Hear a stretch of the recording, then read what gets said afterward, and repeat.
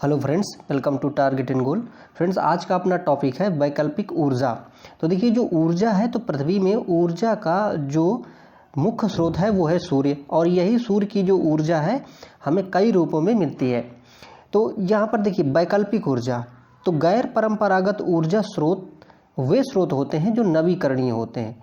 मतलब कि एक परंपरागत होंगे स्रोत और एक होंगे अपरंपरागत। तो देखिए, परंपरागत स्रोत वो होते हैं जो नवीकरणीय नहीं होते हैं। नवीकरणीय नहीं है जैसे कि कोयला, पेट्रोलियम। नवीकरणीय का मतलब यह है कि जिनको हम पुनः से उत्पादित नहीं कर सकते या पुनः उनका उपयोग नहीं कर पाते हैं। जैसे कि मान लीजिए पेट्रोलियम है, अगर हमने निकाल के एक बार जला लिया उसे, तो दोबारा हम उसे अपने जीवन काल में नहीं बना पाएंगे। तो उसे क्या कहेंगे, हम उसे कहेंगे अनवीकरणीय है। लेकिन वहीं अगर हम मान लीजिए बात करें हवा की, तो हवा से जो ऊर्जा प्राप्त होगी तो उसे हम पुनः फिर प्राप्त कर सकते हैं। तो ऐसी ऊर्जा को हम क्या कहेंगे, कहेंगे नवीकरणीय। और ऐसे जो स्रोत हैं उनको हम कहेंगे गैर परंपरागत। तो परंपरागत मतलब जिनको हम पुनः नहीं बना पाएंगे, और ये गैर परंपरागत मतलब पुनः उनको हम बना पाएंगे, और परंपरागत मतलब उनको हम पुनः नहीं बना पाएंगे। तो देखिए, गैर परंपरागत ऊर्जा के जो स्रोत होते हैं वो कैसे होते हैं, नवीकरणीय होते हैं। यानी कि उनको हम पुनः से बना सकते हैं। बना क्या सकते हैं, एक्चुअली वो उपलब्ध ही होते हैं। जैसे सौर ऊर्जा है तो पुनः हमें उपलब्ध हो जाएगी, हर दिन उपलब्ध हो जाएगी। हवा है तो वो दोबारा हमें उपलब्ध हो जाएगी। तो ये जो होते हैं ये नवीकरणीय होते हैं। सबके लिए सतत ऊर्जा दशक पहल। तो सबके लिए सतत ऊर्जा पहल दशक की जो पहल शुरू की गई थी संयुक्त राष्ट्र संघ द्वारा, ये 2014 से 24 तक के लिए ये शुरू की गई थी। इसको पहल को नामित किया गया था। अंतर्राष्ट्रीय सौर गठबंधन का प्रथम शिखर सम्मेलन कहाँ पे आयोजित किया गया था, नई दिल्ली में आयोजित किया गया था। इंटरनेशनल सोलर अलायंस जो बना था, अंतर्राष्ट्रीय सौर गठबंधन, जिसका गुरुग्राम हरियाणा में, देखिए आगे दिया भी है कि अंतर्राष्ट्रीय सौर संगठन जो है ISA यानी इंटरनेशनल सोलर अलायंस, इसका जो मुख्यालय है, ये सचिवालय है, वो कहाँ पे है, गुरुग्राम हरियाणा में अवस्थित है। और देखिए इसमें क्या है, ये जो इंटरनेशनल सोलर अलायंस है जो अपनी ये इक्वेटर है यानी भूमध्य रेखा, और इसके ऊपर जो है हम जाएं तो कर्क रेखा और नीचे जाए मकर रेखा। तो यहाँ के जो देश हैं सारे, जहाँ पर सूर्य जो है वो ज़्यादा उपलब्ध रहता है, सूर्य की रोशनी ज़्यादा उपलब्ध रहती है, तो यहाँ के देशों ने मिलकर एक ऐसा संगठन बनाने की बात की है कि उससे क्या होगा कि सोलर अलायंस यानी कि सौर ऊर्जा से जो हम ऊर्जा प्राप्त कर रहे हैं उसको ज़्यादा मात्रा में उपयोग किया जाए। इसको हालांकि भारत और फ्रांस ने मिल के इस पे काम शुरू किया था सबसे पहले, और फिर इसके बाद में जो भी हमारे ये कर्क रेखा और मकर रेखा के बीच के जो देश हैं, ये बहुत सारे देश इसमें से भाग लगातार लेते गए, और ये काफ़ी बड़ा अलायंस बना है, और ये गुरुग्राम हरियाणा में इसका मुख्यालय है। 100% सौर ऊर्जा पर चलने वाला भारत का पहला केंद्र शासित प्रदेश कौन सा है, तो ये कौन सा है केंद्र शासित प्रदेश, ये है दीव। और सौर ऊर्जा देखिए क्या है कि ऐसी ऊर्जा है कि जिससे प्रदूषण बहुत ही कम होता है। कभी कभी समाचारों में दिखाई पड़ने वाले घरेलू अंश आवश्यकता यानी कि घरेलू अंश आवश्यकता पद का संबंध किससे है, वह है सौर शक्ति उत्पादन के विकास से। तो सौर शक्ति उत्पादन के विकास से घरेलू अंश आवश्यकता का संबंध है। शैवाल आधारित जैव ईंधन उत्पादन को स्थापित करने और इंजीनियरिंग करने हेतु निर्माण पूरा होने तक जरूरत होती है किसकी, उच्च स्तरीय विशेषज्ञता और प्रौद्योगिकी। मतलब कि अगर शैवाल आधारित जैव ईंधन हमें उत्पादित करना है, शैवाल देखिए हम अपने जो क्षेत्र होते हैं पृथ्वी के भीतर उनको भी यूज कर सकते हैं, और इसके साथ साथ में जो समुद्र है, समुद्र में भी शैवाल बहुत ज़्यादा पाया जाता है। तो इन शैवालों का हम उपयोग कर सकते हैं जैव ईंधन के रूप में। तो ये जैव ईंधन के रूप में उपयोग तो कर सकते हैं, लेकिन इसके लिए उच्च स्तरीय तकनीकी और उच्च स्तरीय विशेषज्ञता की ज़रूरत होती है, तभी हम इसको जैव ईंधन में कन्वर्ट कर सकते हैं। ऊर्जा का एक नवीकरणीय स्रोत है सौर। देखिए सौर ऊर्जा क्या है, नवीकरणीय है, क्योंकि ये हमें उपलब्ध है। अच्छा, यदि देखिए हम अगर पृथ्वी की बात करें तो पृथ्वी तो मान लीजिए कि दिन होगा तो दिन में उपलब्ध होगी सौर ऊर्जा, लेकिन रात में नहीं होगी। लेकिन अगर हम अंतरिक्ष में चले जाएं तो अंतरिक्ष में सौर ऊर्जा जो है वो 24 आवर के लिए अवेलेबल है। क्योंकि जैसे देखिए हम जो भी यहाँ से अपने सैटेलाइट छोड़ते हैं, तो सैटेलाइट कृत्रिम उपग्रह जो छोड़ते हैं वो ऊपर जाते हैं और वो 24 आवर काम करते हैं, क्योंकि उनमें हम सोलर पैनल लगा देते हैं और वो सोलर पैनल 24 आवर सूर्य की ऊर्जा लेके चार्ज होते रहते हैं और कंटिन्यू वो काम करते रहते हैं। तो इस प्रकार से अंतरिक्ष में जो सौर ऊर्जा है वो क्या है, कंटिन्यू 24 आवर उपलब्ध है। सौर, पवन, ज्वारीय, पनबिजली ऊर्जा आदि प्राकृतिक संसाधन उदाहरण है किसकी, नवीकरणीय ऊर्जा। नवीकरणीय वही हमसे पुनः पुनः हमको उपयोग में मिलती रहेगी। तो देखिए सौर ऊर्जा हो गया, पवन हो गया, ज्वारीय ऊर्जा। देखिए ज्वारीय क्या ऊर्जा क्या होती है, देखिए जो समुद्र होते हैं उनमें ज्वार भाटा आते हैं, है ना, तो वो जो ज्वार की ऊर्जा है वो भी हम क्या कर सकते हैं, कंटिन्यू उपलब्ध कर सकते हैं, क्योंकि वो तो हर दिन हमें मिलेगा ही मिलेगा, ज्वार मिलेगा। पनबिजली यानी कि जो बहता हुआ पानी जिससे हम बिजली बना रहे हैं, तो पनबिजली ऊर्जा भी हमें क्या मिलेगी, कंटिन्यू मिलेगी। तो ये क्या है, ये नवीकरणीय ऊर्जा के स्रोत हैं। कभी न समाप्त होने वाली तथा प्रदूषण रहित ऊर्जा कौन सी है, सौर ऊर्जा है। देखिए वैकल्पिक ऊर्जा का सबसे बड़ा संग्रहगार है किसमें, सौर ऊर्जा में। अब देखिए सूर्य से प्राप्त होने वाली जो ऊर्जा है ये बहुत ज़्यादा मात्रा में होती है। इसको अगर कन्वर्ट कर लिया जाए, इसका कुछ ही अंश कन्वर्ट कर लिया जाए, तो हमारे पूरे देश की जो आवश्यकता है वो सौर ऊर्जा की उपलब्ध हो सकती है।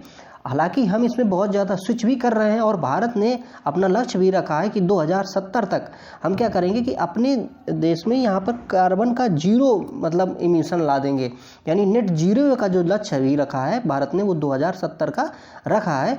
इस देखिए नेट जीरो का मतलब क्या है कि क्या हम एक भी कार्बन डाइऑक्साइड प्रोड्यूस नहीं करेंगे, नहीं हम करेंगे, लेकिन होगा क्या कि हमारे पास जितने इसको एब्जर्व करने वाले रिसोर्स हैं वो इतने होंगे पर्याप्त मात्रा में कि जितनी कार्बन डाइऑक्साइड हम उत्सर्जित करेंगे वो उसको ऑब्जर्व कर लेंगे। और कार्बन डाइऑक्साइड या अन्य जो गैसें होती हैं वो क्या करती हैं कि पृथ्वी के टेम्परेचर को भी बढ़ा रहे हैं, ग्लोबल वार्मिंग भी कर रही हैं। तो ग्लोबल वार्मिंग को भी रोकने के लिए कार्बन डाइऑक्साइड या कार्बन का उत्सर्जन कम होना बहुत ही ज़रूरी है। कोयला, पेट्रोलियम पदार्थ, बायोमास तथा मिट्टी के तेल में नवीकरणीय ऊर्जा स्रोत कौन सा है, तो देखिए बायोमास। बायोमास क्या है कि ये नवीकरणीय है, इसको हम पुनः से उपयोग कर सकते हैं। मान लीजिए पेड़ पौधे हैं, उनका कचरा है, गोबर है, तो बायोमास है सब, इससे हम पुनः बिजली क्या कर सकते हैं, प्राप्त कर सकते हैं। या नवीकरणीय ऊर्जा स्रोत है तो ऊर्जा हम इससे बार बार प्राप्त कर सकते हैं। छत्तीसगढ़ में ऊर्जा का मुख्य स्रोत क्या है, तापीय ऊर्जा। देखिए तापीय ऊर्जा अपने देश में भी पूरी मतलब डोमिनेंट है। तापीय ऊर्जा का मतलब ये होता है कि वो ऊर्जा जिसमें हम कोयला जला के ताप भट्टियाँ बना के ऊर्जा प्राप्त कर रहे हैं, इलेक्ट्रिसिटी प्राप्त कर रहे हैं, बिजली प्राप्त कर रहे हैं, तो वो ऊर्जा क्या है कि तापीय ऊर्जा जो है उसका परसेंटेज मात्रा जो है भारत में भी सबसे ज़्यादा है और छत्तीसगढ़ में भी इस ऊर्जा का मुख्य स्रोत है।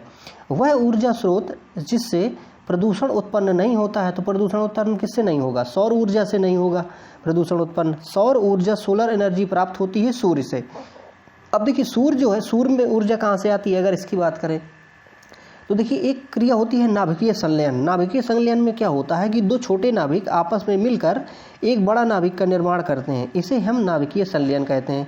जब नाभिकीय संलयन की क्रिया होती है तो यहाँ पर बहुत भारी मात्रा में ऊर्जा उत्पादित होती है और इसी क्रिया के माध्यम से सूर्य में और सूर्य के साथ साथ जितने भी ब्रह्मांड में तारे हैं सभी तारों में नाभिकीय संलयन की क्रिया के द्वारा ही ऊर्जा मुक्त हो रही है। और इसी ऊर्जा का प्रयोग हम यहाँ पर सोलर सेल या सोलर पैनल में जब लगे हुए सेलों में इसको यूज़ करते हैं तो इससे हम इलेक्ट्रिसिटी प्राप्त कर लेते हैं। सूर्य के प्रकाश को सौर ऊर्जा में परिवर्तित किया जाता है फोटोवोल्टेइक तकनीकी, यानी कि फोटोवोल्टिक जो सेल होते हैं उनके माध्यम से हम क्या करते हैं कि जो सूर्य की ऊर्जा है इसको हम विद्युत ऊर्जा में कन्वर्ट कर लेते हैं, जिसमें से हम सोलर पैनल का उपयोग भारी मात्रा में कर रहे हैं। पेट्रोलियम उत्पादन, वन उत्पादन, नाभिकीय विखंडन तथा सौर सेल में से सर्वोत्तम पर्यावरण अनुकूल है, तो सर्वोत्तम पर्यावरण अनुकूल कौन सा है, सौर सेल। देखिए अब यहाँ पर पेट्रोलियम तो कार्बन डाइऑक्साइड उत्पादित होती है इससे। वन से अगर हम बिजली लेना चाहेंगे तो उनको जलाएंगे तो भी कार्बन उत्पादित होगा। इसके बाद नाभिकीय विखंडन, तो नाभिकीय विखंडन की क्रिया जब होती है तो इससे नाभिकीय रिएक्शन जो होते हैं उससे कई तरह के प्रदूषण, रिएक्टर से नाभिकीय प्रदूषण कई तरह के होते हैं, रेडिएशन प्रदूषण होता है उससे, तो ये भी क्या प्रदूषण लाते हैं। लेकिन यहाँ पर सौर सेल जो है ये सबसे ज़्यादा प्रकृति के अनुकूल होगा क्योंकि ये प्रदूषण नहीं करता है। जीवाश्म ईंधन नहीं है, यूरेनियम, देखिए जो यूरेनियम है ये जीवाश्म ईंधन नहीं है, यानी कि ये गैर जीवाश्म ईंधन है। पौधे के वे उत्पाद जो कि हजारों वर्षों से पृथ्वी के नीचे दबे पड़े थे, या पौधे के वे जीवाश्म जिनका उपयोग हम ईंधन के रूप में करते हैं, वो हमें जीवाश्म ईंधन कहलाते हैं। तो देखिए पेट्रोलियम और इसके साथ साथ में जो भी अपना कोयला है, ये सारे जीवाश्म ईंधन है। जीवाश्म ईंधन इसलिए हैं क्योंकि ये बहुत समय पहले जीवाश्म के रूप में उपलब्ध थे। जीवाश्म कैसे कि मान लीजिए पेड़ पौधे थे, जंतु थे, तो ये दब गए पृथ्वी के नीचे और फिर हजारों सालों में गर्मी से, दाब से, ताप से ये परिवर्तित हो गए ईंधन के रूप में, इसलिए इसको जीवाश्म ईंधन कहते हैं। जीवाश्मी ईंधनों में एकमात्र ऊर्जा का चरम स्रोत सूर्य है। अब देखिए जीवाश्मी ईंधन हो या फिर वैसे भी जो ऊर्जा का स्रोत है पृथ्वी में, मुख्य स्रोत क्या है? सूर्य है। क्योंकि सूर्य की वजह से ही हम कहते हैं कि जो धरती है इसमें जीवन उत्पन्न हुआ, जीवन में पेड़ पौधे हुए, अन्य जीव हुए। जब यही दब गए जमीन में किसी तरह से, किसी कारणवश, तो यही हमें पेट्रोलियम के रूप में और कोयले के रूप में प्राप्त हो रहे हैं। तो जीवाश्मी ईंधन एकमात्र ऊर्जा का जो चरम स्रोत है, इनका जो स्रोत है, ये इनका मुख्य स्रोत क्या हो जाएगा? सूर्य हो जाएगा, क्योंकि सूर्य की वजह से ही सारे ये पैदा हुए थे। नाभिकीय ऊर्जा उत्पादन हेतु कच्चे माल के रूप में प्रयोग किया जाता है यूरेनियम। यूरेनियम रेडियो एक्टिव पदार्थ है और इसका उपयोग जो है वो नाभिकीय ऊर्जा के रूप में किया जाता है। परमाणुओं के संयोजन अथवा विखंडन प्रक्रिया द्वारा उत्पन्न होता है। तो देखिए परमाणु का संयोजन और परमाणु का विखंडन दो तरह का होता है। तो ये दोनों क्रियाएं जो हैं इनसे क्या होती है? नाभिकीय ऊर्जा प्राप्त होती है और इसी नाभिकीय ऊर्जा का हम प्रयोग भी करते हैं। तो देखिए जो रिएक्टर हम लोग बनाते हैं, तो रिएक्टर में हम क्या कराते हैं कि नाभिकीय विखंडन कराते हैं। इनमें हम विखंडन कराते हैं नाभिकीय रिएक्टर में, और जो सूर्य में क्रिया हो रही है वो हो रही है कैसी? नाभिकीय संलयन की हो रही है। तो संलयन का मतलब है कि दो परमाणुओं का आपस में जुड़ना, और विखंडन का मतलब है कि इसमें न्यूट्रॉन की बमबारी की जाती है, जिससे कि ये एक जो भारी नाभिक होता है ये दो नाभिकों में टूट जाता है, इसके साथ साथ में ऊर्जा मुक्त करता है। तो इसे हम नाभिकीय विखंडन कहते हैं। तो नाभिकीय विखंडन और नाभिकीय संलयन जो दोनों क्रियाएं हैं वो नाभिकीय ऊर्जा उत्पन्न करती हैं। न्यूनतम पर्यावरणीय प्रदूषण है हाइड्रोजन से। देखिए इस समय ग्रीन हाइड्रोजन पे भी बहुत ज़्यादा बल दिया जा रहा है।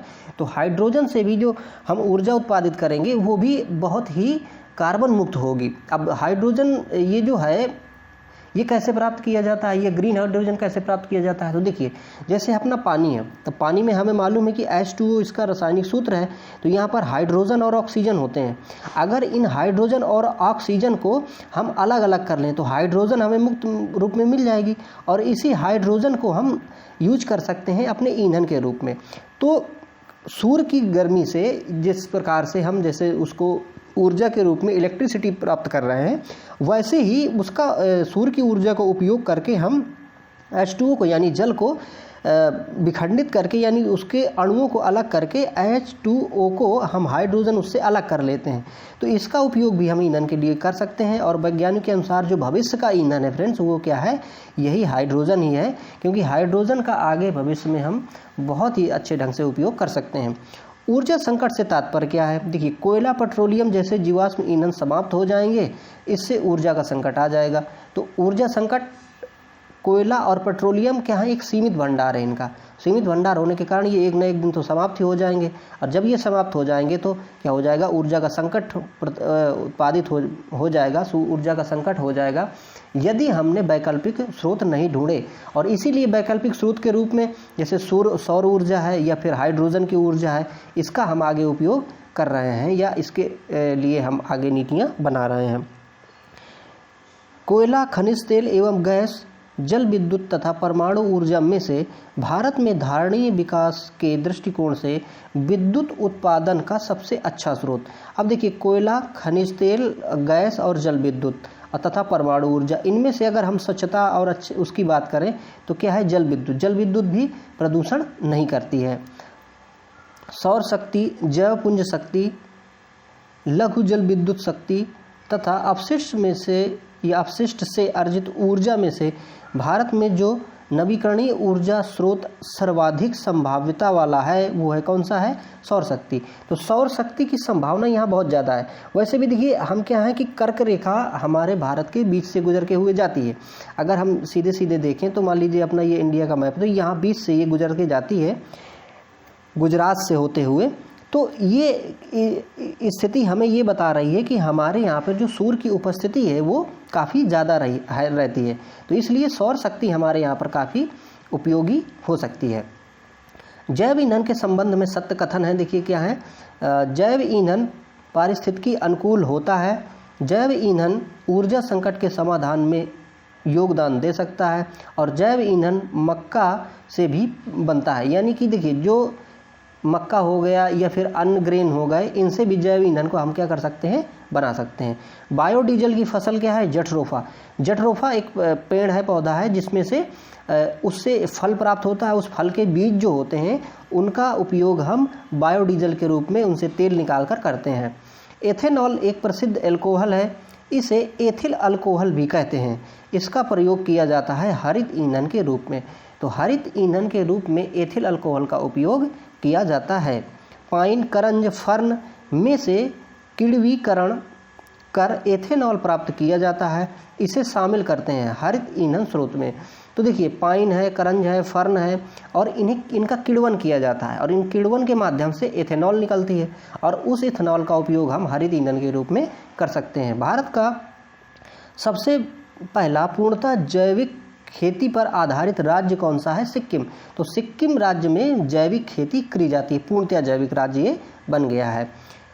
जठरोफा, पौंगामिया और सूरजमुखी की खेती की जा सकती है। किसके लिए? बायोडीजल के लिए। तो बायोडीजल इनसे उत्पादित किया जा सकता है।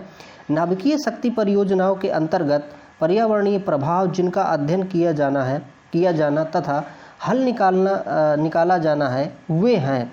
तो ये क्या है? देखिए वायु, मृदा एवं जल का रेडियोधर्मी प्रदूषण, वन आरोपण तथा पेड़ पौधों एवं जंतु समूह की क्षति, रेडियोधर्मी अपशिष्ट का निस्तारण। अंतर्राष्ट्रीय सौर गठबंधन का प्रारंभ देखिए ये किया गया था, तो 2015 में किया गया था और संयुक्त राष्ट्र जलवायु परिवर्तन सम्मेलन उस समय हुआ था 2015 में, फ्रांस में हुआ था। तो फ्रांस की गवर्नमेंट ने और इंडिया की गवर्नमेंट ने दोनों ने मिलकर ये सोलर अलायंस बनाने की घोषणा की थी। ये 2015 की बात है। कर्क रेखा व मकर रेखा के बीच स्थित देशों का एक समूह जो अपनी ऊर्जा आवश्यकताओं के लिए सूर्य द्वारा प्राप्त ऊर्जा का उपयोग करने हेतु प्रतिबद्धित है उसके लिए। तो यह है अंतर्राष्ट्रीय सोलर अलायंस। वही की देखिए हमने अभी बात की थी कि जो हमारी जो पृथ्वी है उसके कर्क और मकर रेखा के बीच के जो देश हैं ये इंटरनेशनल सोलर अलायंस बनाने के लिए प्रतिबद्ध हैं या इस पे काम कर रहे हैं ताकि सौर ऊर्जा का ज़्यादा उपयोग किया जा सके। और इसका मुख्यालय कहाँ पे है फ्रेंड्स? गुरुग्राम हरियाणा में है। इसको हम पहले ही देख चुके हैं। ऊष्मा रासायनिक परिवर्तन द्वारा ठोस बायोमास का दहन योग्य गैस मिश्रण में रूपांतरित होती है या रूपांतरण ही है क्या? बायोगैसीकरण। तो देखिए बायोमास का गैसीकरण यानी कि ऊष्मा रासायनिक परिवर्तन द्वारा ठोस बायोमास का दहन योग्य गैस मिश्रण में रूपांतरण क्या कहलाता है? बायोमास गैसीकरण। अब देखिए बायोमास गैसीकरण है क्या? एक्चुअली क्या होता है कि बायोमास जैसे कि कोयले के मान लीजिए क्षेत्र हैं या अन्य कहीं बायोमास है, तो इनका दहन कर लिया गया और दहन करके एक गैस प्राप्त कर ली गई, गैस का मिश्रण जो कि जलने के काम आ जाएगा, है ना, ऊर्जा के रूप में जिसका उपयोग हम कर सकेंगे। तो इसी को कहेंगे बायोमास गैसीकरण। बायोमास को गैस में परिवर्तित कर देना जिसका उपयोग ईंधन के रूप में किया जा सके। जीवभार गैसीकरण को भारत में ऊर्जा संकट के धारणीय सस्टेनेबल हलों में से एक समझा जाता है। इस संदर्भ में कथन सही है। इस संदर्भ में क्या कथन सही है कि नारियल आवरण, मूंगफली का छिकला और धान की भूसी का उपयोग जीवभार गैसीकरण के लिए उपयोग किया जा सकता है। तो देखिए इन सब का उपयोग कैसे कर सकते हैं? गैसीकरण, इनका गैस बना के इसको हम ईंधन के रूप में उपयोग कर सकते हैं। नारियल आवरण, मूंगफली के छिकले तथा धान की भूसी द्वारा उत्पन्न गैस का उपयोग बिजली पैदा करने के लिए जनरेटरों से जुड़े उपयुक्त रूप से डिज़ाइन किए हुए अंतर्दहन इंजन में प्रयोग कर सकते हैं। वही देखिए ये जो चीज़ें हैं, नारियल का आवरण है, छिलका, ये सब है, इसका उपयोग हम ईंधन के रूप में कर सकते हैं। तो ये किसकी जगह काम करेगा? ये डीजल की जगह काम करेगा। तो जो काम डीजल करता है वही काम इनसे उत्पन्नित गैस भी क्या है, कर सकती है। बायोमास में अप्रत्यक्ष रूप से पाई जाती है सौर ऊर्जा। देखिए वही बायोमास कैसे पैदा हुआ? सूर्य से पैदा हुआ। सूर्य की गर्मी से ही पेड़ पौधे हुए, जंतु हुए, हम सब लोग हुए। तो अभी ये और हमसे ही या फिर अन्य जीवों से यदि बायोमास बनता है तो बायोमास कैसे होगा? अप्रत्यक्ष रूप से होगा। किसका ट्रांसफॉर्मेशन? सूर्य की ऊर्जा का ट्रांसफॉर्मेशन ही होगा, क्योंकि धरती में सूर्य ही वो है जो सब कुछ पैदा कर रहा है ना। बिना सूर्य के कुछ भी संभव नहीं है या फिर जीवन भी संभव नहीं है। अगर पृथ्वी में सूर्य लुप्त हो जाए तो क्या होगा? यहाँ से जीवन धीरे धीरे नष्ट हो जाएगा। पहले ऊपरी परत का जीवन नष्ट होगा, फिर समुद्रों का जीवन काफ़ी लंबे समय के बाद भी क्या होगा? नष्ट हो जाएगा, और ऊपर की जो परत है वो पूरी फ्रीज हो जाएगी, जम जाएगी। तो सूर्य ही जीवन का स्रोत है और ऊर्जा का स्रोत भी सूर्य ही है पृथ्वी पर। यहाँ पर देखिए कथन और कारण दिए हुए हैं। कथन है, कोयला आधारित तापीय बिजली घर अम्ल वर्षा में अंशदायी होते हैं। और कारण दिया है यहाँ पर कि कोयले के जलने पर कार्बन की ऑक्साइडें उत्सर्जित होती हैं। तो यहाँ पर देखिए ए और आर दोनों सही हैं, किंतु आर ए का सही स्पष्टीकरण नहीं करता है। सल्फर डाइऑक्साइड के लिए उत्तरदायी हैं। सल्फर डाइऑक्साइड के लिए क्या उत्तरदायी है? कोयले में सल्फर की उपस्थिति, मतलब सल्फर डाइऑक्साइड जो है कैसे उत्पादित होती है? कोयला जो है उस कोयले में सल्फर होता है उसमें, तो सल्फर से मिलके वो सल्फर डाइऑक्साइड का निर्माण कर लेता है।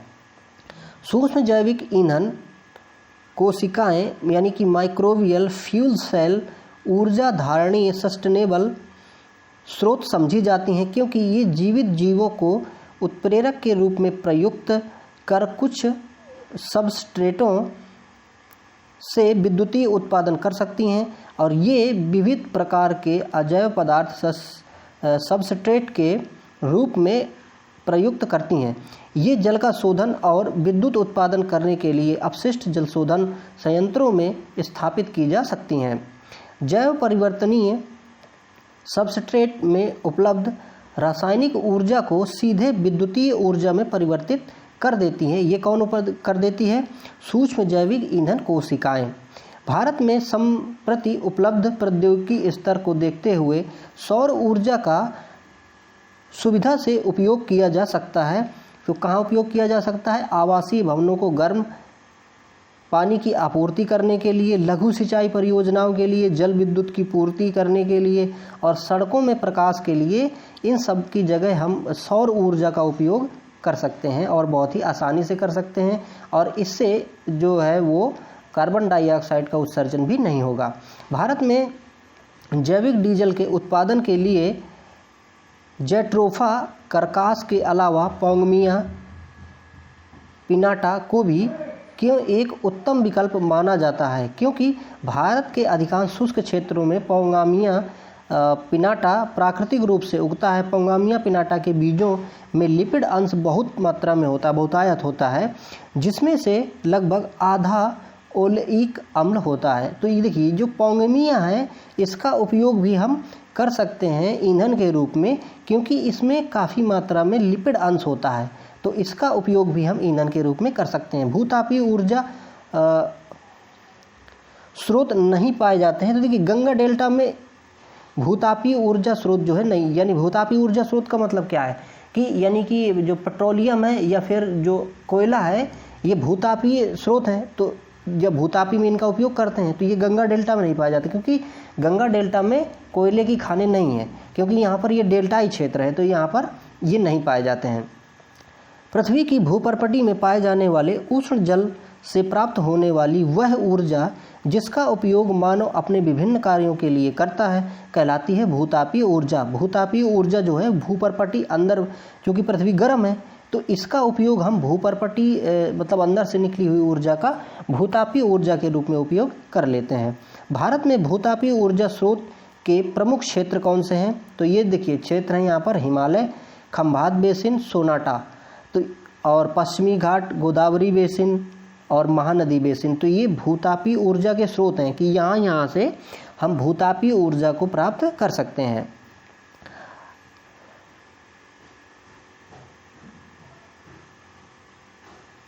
अब यहाँ पर देखिए सुमेलित करना है हमें, तो यहाँ पर पहला देखिए खनिज समाप्त होने योग्य हैं। खनिज जो हैं वो कैसे हैं, समाप्त यानी समाप्त हो जाएंगे। सौर ऊर्जा कैसी है, समाप्त होने वाली नहीं है, असमाप्त है। बायोगैस क्या है, बायोगैस में देखिए मीथेन और कार्बन डाइऑक्साइड इन दोनों इसमें क्या होती हैं, मिली होती हैं। वन अपरोपण किससे संबंधित है, ये है फ्रेंड्स वर्षा से संबंधित, क्योंकि वर्षा से ही जो वन है वो होते हैं। जैव मूल एस्फाल्ट यानी कि बायो एस्फाल्ट पर मूल सीमा शुल्क की ऊपरी छूट प्रदान की गई है। इस पदार्थ का महत्व क्या है, तो इस पदार्थ का महत्व है पारंपरिक एस्फाल्ट के विपरीत बायो एस्फाल्ट जीवाश्म ईंधनों पर आधारित नहीं होता है। बायो एस्फाल्ट जैव अपशिष्ट पदार्थों से निर्मित हो सकता है और बायो एस्फाल्ट से सड़कों की ऊपरी परत बिछाई जा सकती है या उनका बिछाना क्या है कि परिस्थिति के अनुकूल है। अब देखिए ये जो बायो एस्फाल्ट है, तो जैसे हम देखिए एक चीज़ होती है डामर, तो डामर जैसे कहते हैं साधारण भाषा में, वो रोड के ऊपर डालते हैं तारकोल जो होता है, तेल काला काला, तो उससे हम बनाते हैं क्या, सड़क बनाते हैं। लेकिन वो क्या है कि गर्मी ज़्यादा पैदा करता है। तो वहीं पर अगर हम बायो एस्फाल्ट का उपयोग करें तो ये सड़कों की ऊपरी सतह में बिछाने के लिए प्राकृतिक रूप से क्या होगा, पारिस्थितिकी के लिए अनुकूल होगा। तो इसलिए हम उस डामर की जगह बायो एस्फाल्ट का उपयोग कर सकते हैं।